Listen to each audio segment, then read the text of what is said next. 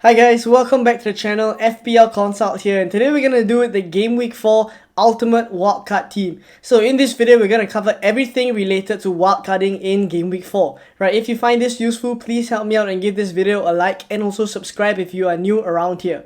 Alright, so let's get started. And obviously when we're wildcarding, we have to consider the teams with the best upcoming fixtures. Right? So on the screen right now, there's Brentford, Manchester City, Leeds, Bournemouth and Arsenal, who are the 5 teams at the top of the fixture ticker when it comes to the fixtures from Game Week 4 all the way up till Game Week 11. All of them have good fixtures, right? So Brentford with the best, right? Obviously, looking at their fixture run as well, it's no surprise they are the best. They only have Arsenal at home, which is probably going to be their only difficult game in the next coming 8 game weeks, right? So I'm definitely expecting Raya to keep some clean sheets as well, right? Defensive assets that you can consider is Rico Henry and also maybe Pontus Jansson as well, right? Attackingly, there's also Mbeumo and of course Ivan Toney, the main attacker, right? So all these are assets that I feel like we should have in our wildcard, right? Then after that, Manchester City, kind of a fixture-proof team, right? But even so, they have a good run of fixtures and only have Tottenham at home and Liverpool away as their tougher fixtures for the next 8 game weeks. As for Leeds, right, they have a good run of fixtures as well, right? Playing Arsenal at home in Game Week 11 is probably the toughest one, right? The rest of them, there's every chance that it could go either way, and if they are on form, right, which they started the season pretty well, right, then I think that there is some returns in store for their attackers as well, right? Maybe defensively, they may struggle a little bit, right, given their defensive record, but I think attackingly, there's some returns there that we can kind of target their attackers. Right, and then for Bournemouth, apart from their Liverpool away game in Game Week 4, the rest of their fixtures are really good. Wolves at home, Nottingham Forest away, Brighton at home, Newcastle away, Brentford at home, Leicester at home, Fulham away. All of them are fixtures that Bournemouth can perform really well, right? So I'm expecting some returns there for Bournemouth as well, right? And then if you take a look at Arsenal, right, from Game Week 4 all the way up to Game Week 11, only Tottenham and Liverpool as their tough games, right? Kind of similar to Manchester City, where they also only have Tottenham and Liverpool as their tough games, right? So in general, expecting a lot of returns from Arsenal during this time, and we can also target both their defenders and also the attackers, right? Because Arsenal have been keeping some good clean sheets across the end of last season and also the starting part of this season, right? So I am hoping that the Arsenal clean sheets come through, and also the attackers, we can kind of target them, right? So now let's take a look at the next part of the video, where we're going to take a look at some of the other opportunities, right, when you can use your wildcard.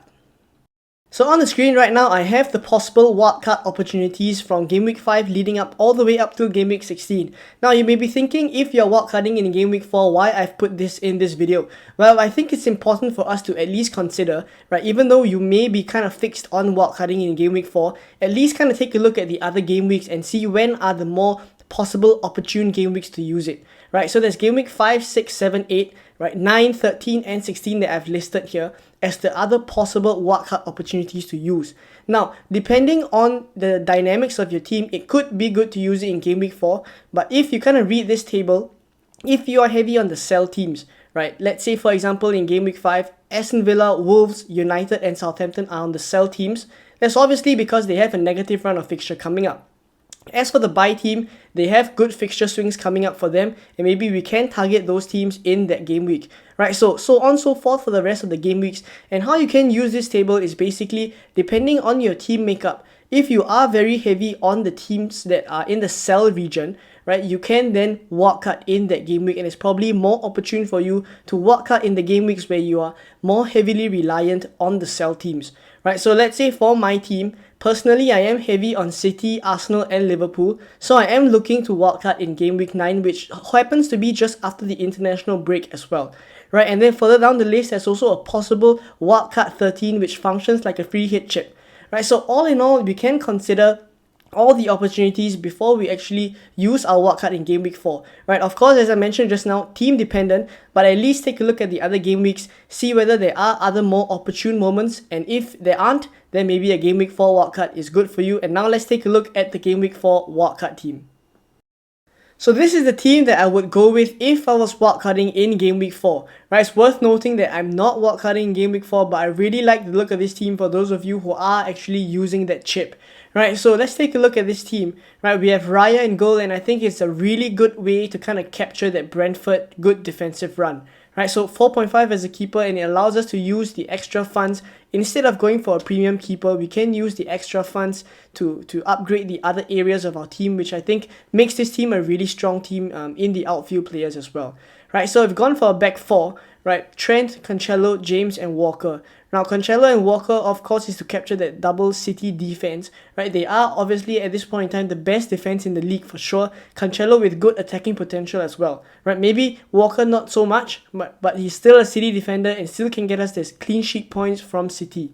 Now, we have Trent and James as the other two defenders, and I think nothing too much to say there about Trent and James because we know how good they are. Right, they are very good attacking assets, bonus point magnets as well, and in their own right, they are just very good FPL assets in general. Right, attacking potential, good clean sheet potentials as well. Right, so definitely going to go with these two players, Trent and James. Right, so these four players make up the back line. Right, and then in midfield we have Martinelli, Salah, and Rodrigo. Now Salah to me is a must-have. Right, and then Martinelli, he has been doing really well for Arsenal. Right, and he's currently 6.3 mil, but even so, I think he is a very good budget pick. Right, considering Arsenal's run as well, I think there are some returns in store for Martinelli there. And then for Rodrigo, kind of an interesting pick, but I think we saw in the earlier part of this video that Leeds do have a really good run. Rodrigo at this point in time is kind of their front man, right? Because Bamford is kind of still nursing a little bit of an injury. So Rodrigo is probably going to be on penalties as well, right? In light of the Bamford injury. So that's why I really like Rodrigo as an asset. And in that price bracket, I think he's one of the best ones there. Right, and then up front we have Jesus, Tony, and Haaland. Now I've gone for this 4-3-3 so that I can accommodate Tony up front, and that's because I think based on Brentford's run, there's definitely going to be returns coming from Ivan Toney, especially because he is their main man in the attack and also on penalties as well. Right, there's definitely going to be returns from him come the next couple of game weeks, and I think jumping in early on Ivan Toney gives us the opportunity to kind of gain on those price rises as well. Right, for the rest of the forwards, Jesus and Haaland, I think nothing too much to say there. Jesus is the highest owned player in the history of FPL, right? More than 80% now. Right, going against him is kind of a little taking too much of a risk there if we don't go with him. And in his own right, he is a good asset, has been playing really well as well. Right, and then Haaland as the premium striker option that allows us to swap from maybe Haaland to Kane if we need to or if we want to. Right, that is a really good option to have as well. Right, so that's why I've gone for Haaland. And then in general, the look of this team is a 4-3-3. Now I like this 4-3-3 formation because as we are wildcarding in Game Week 4, I think it's important to consider the kind of dynamics that we want in our team. Right, currently now, some of us who haven't wildcarded, we are facing some difficulties moving from a 5-3-2 into a 4-3-3, right? It is just difficult to kind of find the funds for that, right? So if you're wildcarding, it is important to kind of think what formation you want to go with as well, and then thereafter kind of make your picks, right? So I think a 4-3-3 is kind of ideal. Really like the look of this team and the formation. And then on the bench, Ward, Patterson, Andreas, and Da Silva all are playing players. Really like that. And if we need to call on them, right, they are in their own right good assets as well, and we can kind of count on them to get some points for us, right? At least 2 playing points because they all are starters in their own teams, right? So I really like the look of this team, and let's take a look at the Fantasy Football Hub Rate My Team tool. Right, so a 93% team rating, and it's important to consider that the team rating takes into account the next couple of game weeks as well. Right, game week 4, 5, 6, and 7. Right, they're all taken into account in the team rating. Right, and for 93%, that's a really strong rating. Now, for game week 4 alone, the team rating is 91% and 72 predicted points. That's really strong. Right, and if you take a look at the table that I kind of collated where I took a look at the predicted points for this team, right, in the next couple of game weeks, and 5, 6, 7, right, it's looking really strong, right? 91%, 85%, 91%, right? Predicted points all above 60 as well for game week 5, 6, and 7. Come game week 8, there is actually a fixture swing for Man City, Arsenal, and Liverpool, right? So by then we would have a couple of changes to kind of change some players, maybe take away some City players or some Liverpool players or some Arsenal players, right? Reduce them a little bit, right? And then we can improve our team rating,